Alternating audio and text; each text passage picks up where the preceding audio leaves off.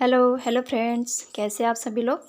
I hope आप सभी लोग बहुत अच्छे होंगे और मैं भी बिल्कुल ठीक हूँ। और ये देखिए नाइट का समय है, खाना पीना सारा हो चुका था।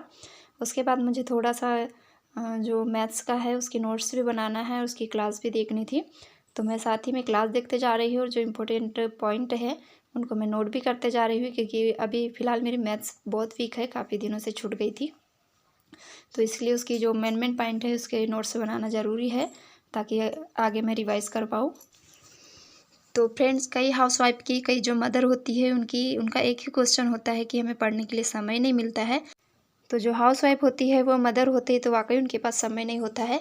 लेकिन हमको कुछ करना है, कुछ जुनून है कुछ करने का, पढ़ने का, तो फिर हमें समय में से समय निकालना पड़ता है।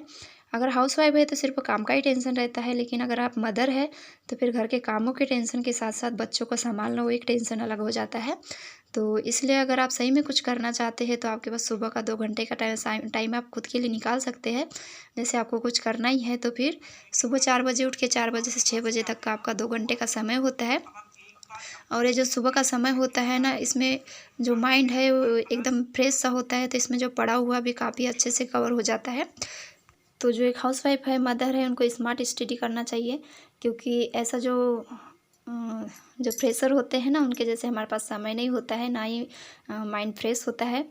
और अभी एग्ज़ाम को तो सिर्फ 30 से 40 दिन ही रह गया है, तो ऐसे में कैसे स्टडी करें कि हमारा जो सीटेट है वो क्रैक हो जाए, और सिर्फ क्रैक ही नहीं, बहुत अच्छे से क्लियर हो जाए।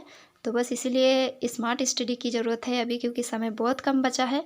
तो समय अगर निकालना चाहे तो बहुत निकल सकता है, कम से कम 4 घंटा तो समय मिल ही सकता है। क्योंकि इसके पहले जब मैंने स्टार्ट नहीं किया था तो तब मुझे भी ऐसे ही लगता था कि घर का काम करूँ या स्टडी करूँ या बच्चों को संभालूँ। लेकिन फिर कुछ करना है, ये अगर माइंड पे सेट हो जाए तो लोगों के ताने सुनने से अच्छा है कि अपनी पढ़ाई करो, अपनी पढ़ाई में अपना ध्यान लगाओ, लोगों के साथ बैठने से अच्छा। तो बस यही है, तब से मैंने अपने लिए समय निकाला है, अपने लिए कुछ करना है इसीलिए। तो बस यही है, सुबह के 2 घंटे आपको मिल सकते हैं, नाइट के आपको 2 घंटे मिल सकते हैं। अगर नाइट में अगर आप 2 घंटे ना पढ़ना चाहें तो 1 घंटा भी मिल सकता है आपको।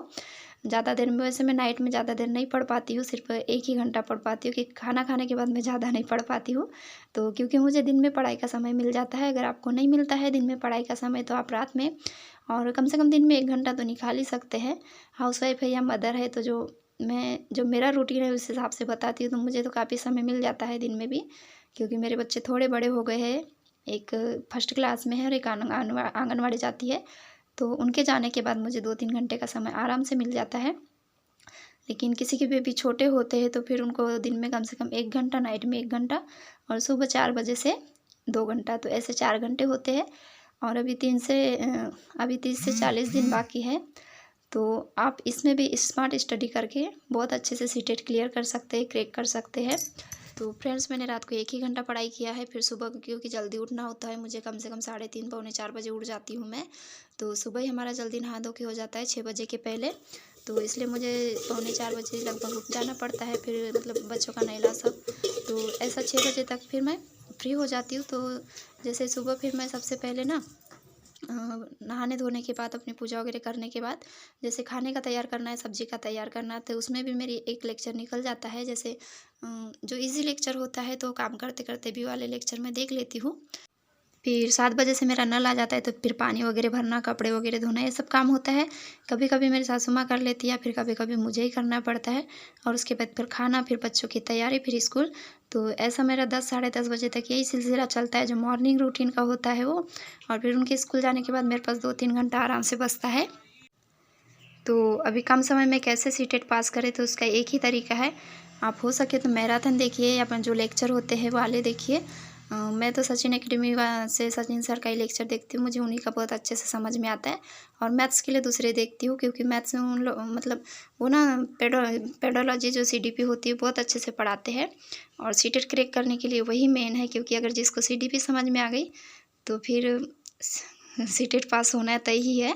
बस सीडीपी को समझने की ज़रूरत है, कैसे कैसे क्वेश्चन घुमा घुमा के देता है वो।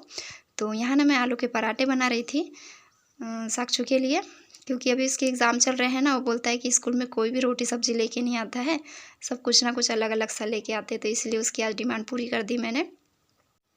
तो बस हाउसवाइफ के लिए कम समय है, मदर के लिए कम समय है, तो आप लेक्चर देखिए और जो प्रीवियस ईयर के जो क्वेश्चन पेपर है उन्हें अधिक से अधिक सॉल्व कीजिए, बार बार रिपीट कीजिए।